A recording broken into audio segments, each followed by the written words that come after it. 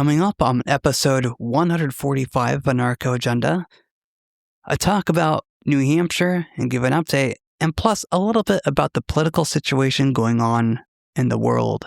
This podcast is covered by the BIPCOT no government license. This allows for use and reuse by anyone except governments and or government agents. Learn more at bipcot.org.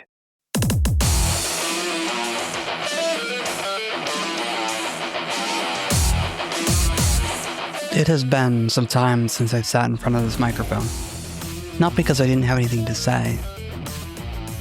Not because I didn't have a reaction to the world. Not because I've been doing my reactions on Free Talk Live, doing a radio show. But because I wanted to take a different approach on my podcast. My own show. Where I could sit and reflect and have a conversation with you as the listener, listening to my voice in your ears. This is episode 145 of Anarcho Agenda. I'm Riley Blake. When I came to New Hampshire, I was excited about the whole prospect of being around libertarians. We're going to create this ideal society together where liberty, where freedom, and love, and all of these sorts of things are going to be prevalent. The political world we live in right now is a jumble of insanity, in my opinion. Yes, I could sit here and say what the libertarian solution should be, and how horrible it is that we're being assaulted by government agents, or most people are being assaulted by government agents. But remember, Trump isn't the first one to do it. He just happens to be the fall guy this time. I could sit here and point out the hypocrisy of it all. How ICE agents are shooting people in public and enraging people on the left. But this is nothing new. When the right are in power, the left want a scapegoat. When they're in power, they get to feel empowered to turn the gun of government onto somebody else and bully you for a change. We keep doing this to ourselves. For what purpose? To feel empowered? To feel free? To have justice in the world? Because it certainly doesn't seem like there is justice in the world. It seems like there is government overreach. And you know, this isn't a new story like I was saying earlier. It's happened time and time again. The Bush administration did it. The Obama administration did it. The Clinton administration did it. The Reagan administration likely did it. The Biden administration did it. And so sitting here being enraged by it all and telling you how horrible it is isn't a conversation worth having. Because really it's not providing solutions. Now, of course, the libertarian solution is to lessen the hold of government. And that's a wonderful idea. But in order to do that, you have to create a parallel system. That's why I came to New Hampshire. To be around people who believed in creating a parallel system, perhaps a better system to what the government offered. Now, of course, there are a bunch of libertarians who disagree on what that looks like. And libertarians love to argue and debate. We're just argumentative people. Well, parts of us are disagreeable, and parts of us just want to argue, and fortunately or unfortunately, we're divided. We can't agree.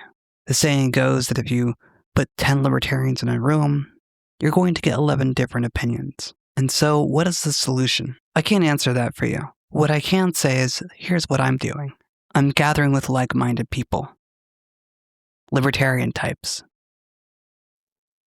I'm also trying to build a bridge between my former church community, that is to say, those who I associate with at church, even though I no longer hold to the belief system of that church, I still hold some of its values. I believe them to be important.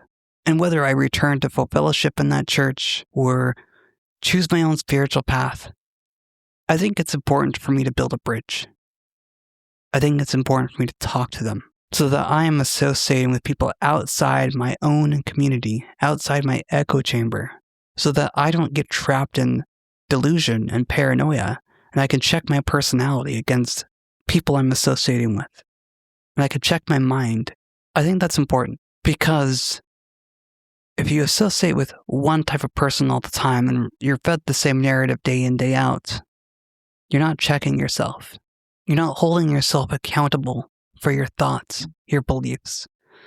You're not checking them against other people's lived experience. And you're not having conversations with other people. Instead, you're stuck in a narrative. And that narrative will affect you over time until you can no longer think. Until any criticism of that narrative is met with hostility, because anyone who opposes your narrative must be an apostate, if you will.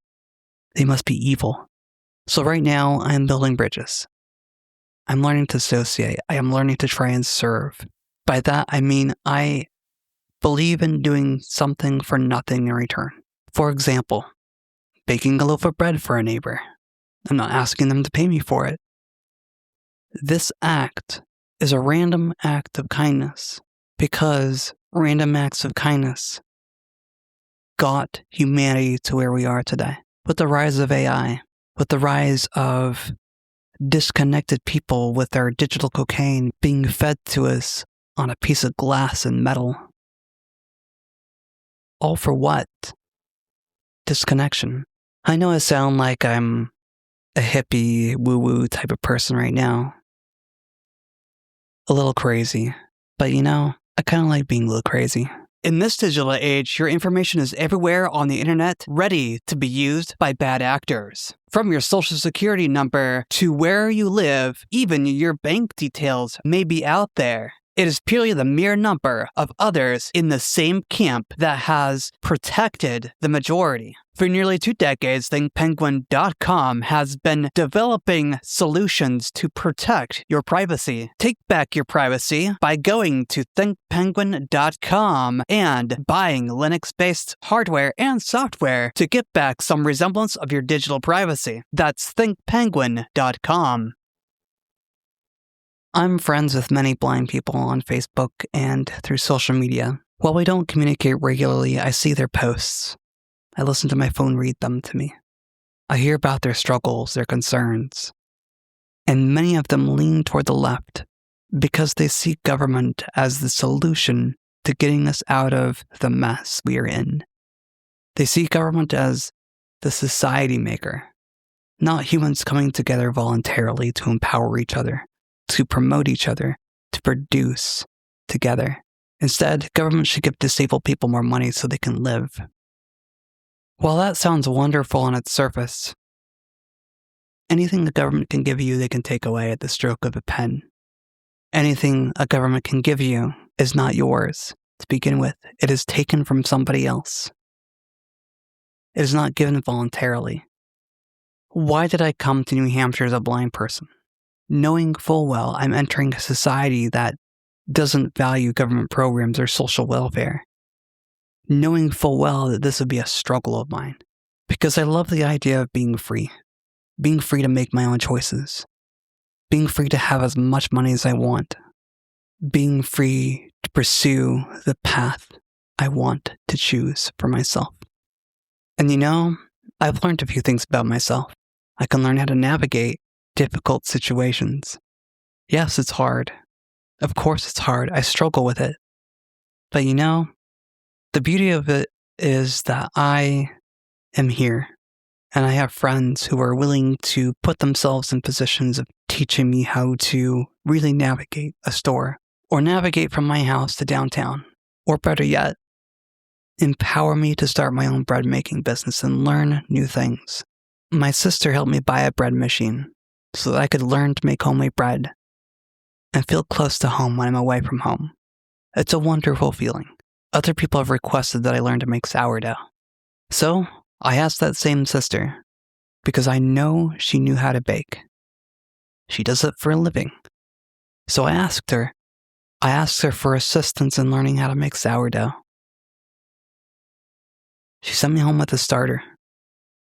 I had to learn how to take care of the starter, what it smelled like when it was going bad or getting too strong, what it felt like, what it tasted like.